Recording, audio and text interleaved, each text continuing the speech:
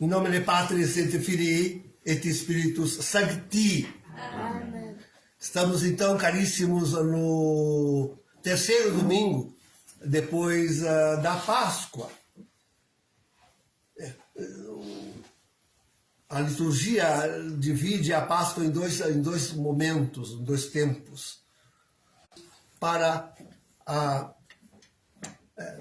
Na liturgia é para a ascensão do Senhor. Para a ascensão. Então, bem, outro ano, lembro que eu colocava sobre fazer um pouco a distinção entre essa um pouco de confusão que no Evangelho se pode fazer com e ressurreição. Na verdade, hoje, esse ano, podemos perguntar, sim, mas enfim, que curto lapso de tempo é este? Temos aí uns 3 lapsos de tempo. Um é entre a cruz, a morte de Jesus, sua sepultura, e a ressurreição. Nem dá 72 horas, viu? Porque a gente tem contado da sexta-feira de tarde, quando ele morre, até o domingo de manhã, quando nasce o sol, né? O primeiro raio de sol. Pronto. São essas horas. É um curto lapso de tempo.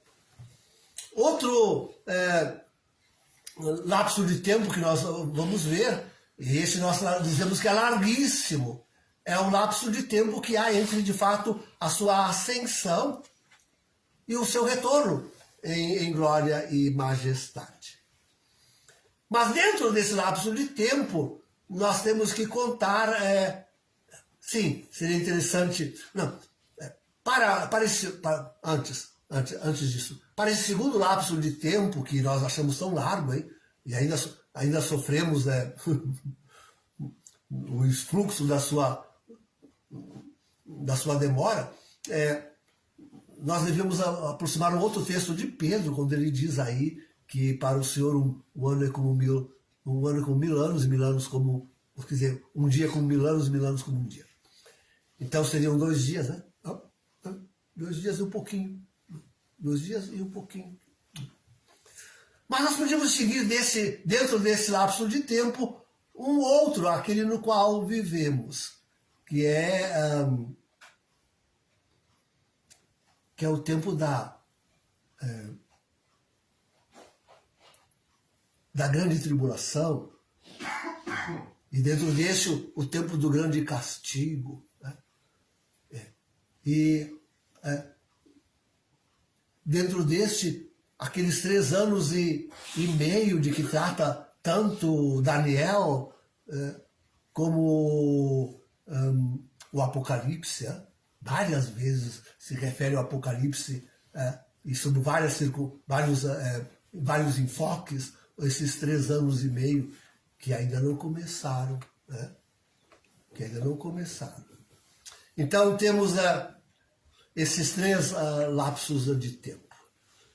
Na verdade, todos eles são de percepção longa, terrível. E podemos imaginar, sim, o medo dos apóstolos, mas a dor de Maria, no primeiro lapso de tempo, quanto ela não sofreu a separação do seu filho que estava lá na sepultura, né? Quanto não lhe doía isto, quanto não lhe doeu até o amanhecer do domingo. E cá entre nós, se as santas mulheres, e Maria Madalena entre elas, porque no sábado não podiam se mover, né? Tinham que ficar em casa. Tinha que observar o sabate. Não podiam ir lá. Né? E se as santas mulheres se apressaram naquela madrugada a ir ver o túmulo do Senhor, né? Ansiosas por estar perto, ao menos, do seu corpo, né? E quem sabe fazer algum serviço de embalsamá-lo, de limpá-lo melhor, porque não tinham conseguido fazer isso na pressa da véspera do sábado, em que o sepultaram. Se as santas mulheres tinham essa pressa e se levantaram cedo naquela manhã, quanto não terá madrugado Nossa Senhora, na espera. Quanto não terá e quando não terá saído ela cedinho, antes do nascer do sol, ao encontro do seu filho. Quanto não, impulsionada pela dor, pela esperança, pelo desejo imenso de ter o seu filho. Então, tudo para todos esses, queridos, foi uma dura espera, aquelas menos de 72 horas. Que breve espaço de tempo era para Jesus, porque para ela não foi longo, até não poder mais. Aquele sábado parecia que não ia acabar mais. Parecia que não ia acabar mais. E que nós diremos, então, do consolo que nos dá São Pedro, desses 2 milênios, que é para nós tomarmos como se fossem 2 dias. Jesus passou 2 dias e um pouquinho só no túmulo, contando bem. Isso bem, sexta de tarde, né? Nasce a primeira estrela, muda o dia, sábado. Aí vai o sábado até o dia seguinte. Nasce a primeira estrela, é a primeira-feira. Né? Primeira-feira nós chamamos domingo. Né? Então, passa toda aquela madrugada até o nascer do sol para Jesus ressuscitar. Dá 2 dias e um pouquinho. Né? 2 dias e um pouquinho. 2 dias e meio, podíamos dizer. Então, pareceu longuíssimo. Né? Agora, 2 milênios, hein? Nós, certamente, pelas saudades, pela falta que nos faz a presença física de Jesus, né? A sua humanidade, podemos lidar com a sua humanidade. Esses 2 dias e um pouquinho, nós podíamos contar quando? Na verdade, nós podemos começar a contar os 2 dias, os 2 milênios, da ascensão do Senhor. É dali que nós devemos contar. Né? Dali, da ascensão do Senhor. Então, ano 33, digamos, né? Digamos o ano 33. Aí, quer dizer, 1 milênio até 1033. Né? 1 milênio completo. E até 2033, o segundo milênio. Nem vai dar 2 dias completos, né? Nem vai dar 2 dias. Mas para nós parece longuíssimo. Olhando toda essa nossa história, essa primeira história da igreja que nós vimos um pouco na Epístola de São Paulo, hein? Escravos, a escravidão ainda, a perseguição, 3 séculos de perseguição romana, foi difícil. Quantos mártires. Depois a campanha de evangelização. Digam-nos os grandes evangelizadores que se lançaram ao mundo para converter o mundo. Digam-se os nossos missionários que aportaram aqui, nas Américas, no Brasil. Quando de uma vez só perdemos 40, hein? De uma vez só perdemos 40. Massacrados no meio do mar. Né? E difícil evangelização, terrível, tremendamente difícil. Um passo que a igreja dá para frente e parece que dá 2 para trás, né? No serviço de evangelização. E em todo o encargo que ela teve da humanidade, de organização da humanidade, vejam no que resultou, afinal, queridos, a civilização ocidental, a civilização cristã, né? Tanta luta da igreja para acabar com a escravidão, que temos aí ainda. Né? Temos aí ainda. Disfarçada no capitalismo, mas temos ainda a escravidão. Tanta para colocar a honestidade e fazer com que o bem maior seja o espiritual. Como é que diz São Pedro na primeira... que os homens tratassem a carreira nesse mundo como estrangeiros e peregrinos. Né? Mas os homens se aferraram aos bens. Né? E quantos se aferraram aos bens deste mundo? Né? se agarram terrivelmente ao dinheiro, servem a Mamon, então essa luta tremenda. Imagina a igreja conter em 10% até menos os juros. Isso foi uma luta. E agora, perdida. Agora a usura anda solta. Falar em 10%, isso é... 100% é pouco para o povo. Para o povo, ganhar 100% de lucro é pouco. Querem muito mais. Querem muito mais. E, enfim, esses 1000 anos, queridos, 1000 anos de saudades, 2000 anos de saudades, 2000 anos de grande saudade, sentimos falta do Senhor. Pensem no pastoreio, frutos do único bom pastor de que tratávamos no domingo passado, aí me parece que aumenta mais as saudades, porque os pastores, pensem agora então, se assim sempre foi, imaginem agora, quando eles viraram lobos vorazes do próprio rebanho, viraram lobos vorazes. Que dor, que tristeza, que terrível. Mas pense nos dirigentes, o conselho do apóstolo, lembra? Ouviram aí? A obediência às instituições humanas. Imagina, é Francisco que manda obedecer à ONU. É Francisco. Imagina obedecer à OMS. Imagina. É o que ela está querendo, a obediência dos homens, hein? De todos. Imagina obedecer à OMS.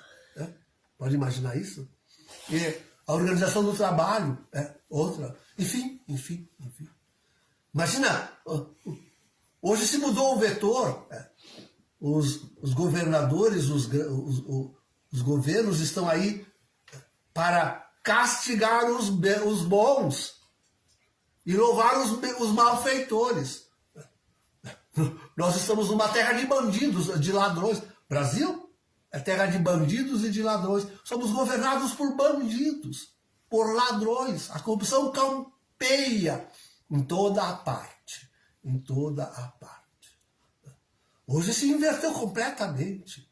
É os bons que são perseguidos, castigados, humilhados.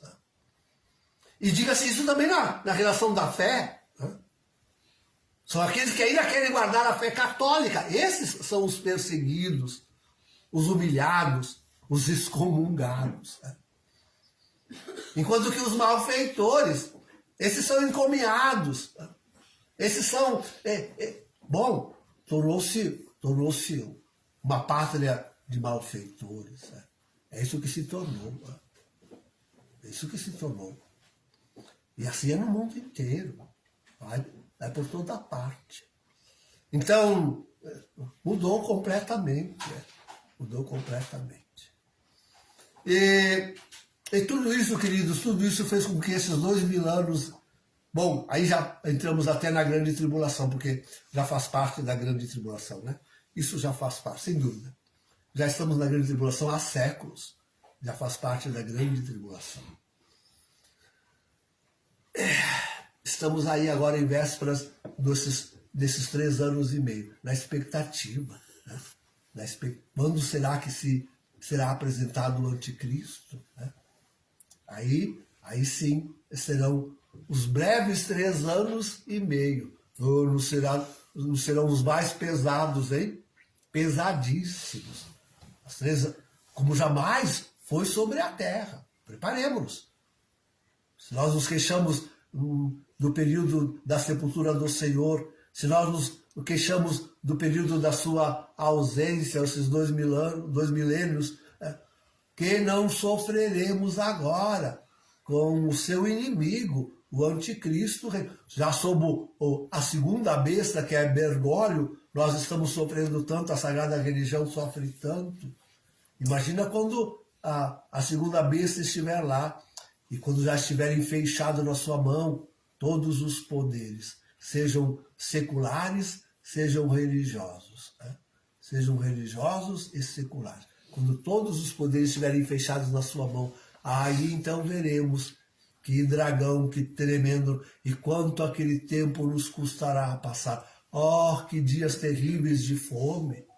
Oh, que dias pesados e longos de catástrofes. Oh, que dias longuíssimos de espera do libertador, da libertação. Serão terríveis, terríveis esses dias. Né? Preparemos-nos, oh, queridos. Já não deve faltar muito e eles virão sobre nós. E esses dias virão sobre nós. Ainda sentiremos saudades desse tempo. Né? Ainda sentiremos saudades. Né? Tão terrível que devem ser. Sim, eu digo que hoje nós estamos já nas vésperas desse terrível e último breve tempo, na boca de Jesus, né? Breve tempo, que nos parecerá longuíssimo. Nós viemos aí para nos preparar para isso, espiritual e materialmente. Às vezes me parece que estamos mais preocupados com o material do que com o espiritual, mas digamos que espiritualmente primeiro. Viemos aí para nos preparar para isso. Mas e quanto da maioria do povo sequer se acorda de que esse tempo está por cair sobre todos, sabe? Sequer se acorda.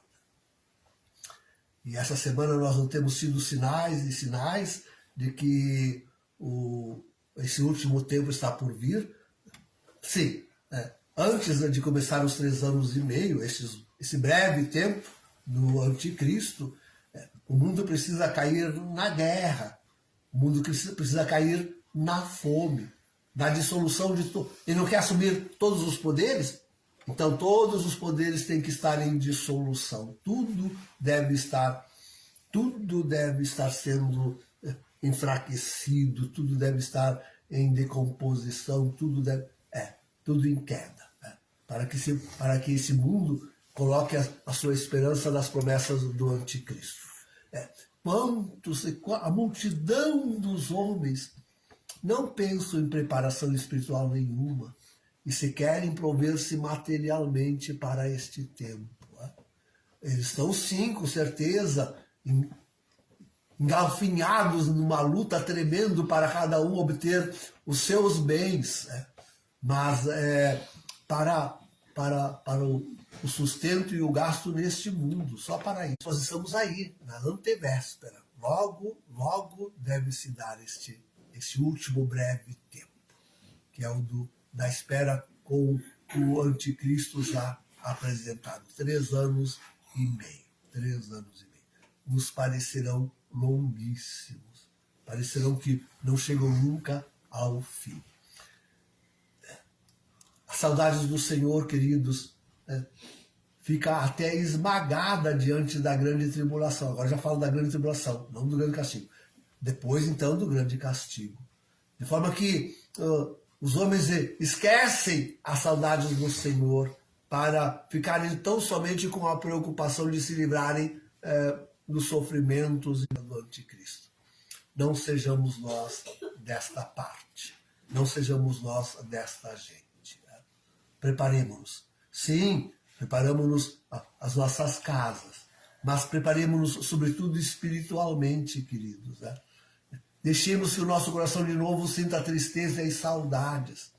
Deixemos que de novo a presença do Senhor não seja a coisa mais importante. Mas ficou aí mais uns poucos dias com os apóstolos e foi tirada a primeira alegria. A segunda alegria se mistura com essa nossa terceira, né? Que é na espera do Senhor. Só quando ele aparecer mesmo.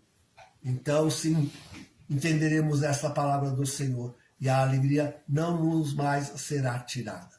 Nós quisemos nos alegrar, sem dúvida, e nos alegramos. Acabamos de celebrar a Páscoa, com a ressurreição do Senhor. Com certeza, nos alegramos com isso. É uma alegria que ninguém pode nos tirar também, porque Jesus não pode morrer de novo, né? Não pode morrer mais. Mas a alegria, aquela que nós esperamos e que não pode ser tirada, é a vindoura, é a alegria eterna. Esta é a alegria eterna que vem do retorno do Senhor. Pensemos nela, esperemos por ela. Né? Aguentemos firmes sabendo que a promessa do Senhor se cumprirá. E aquela alegria não nos será tirada. Em nome do Pai, do Filho e do Espírito Santo. Amém.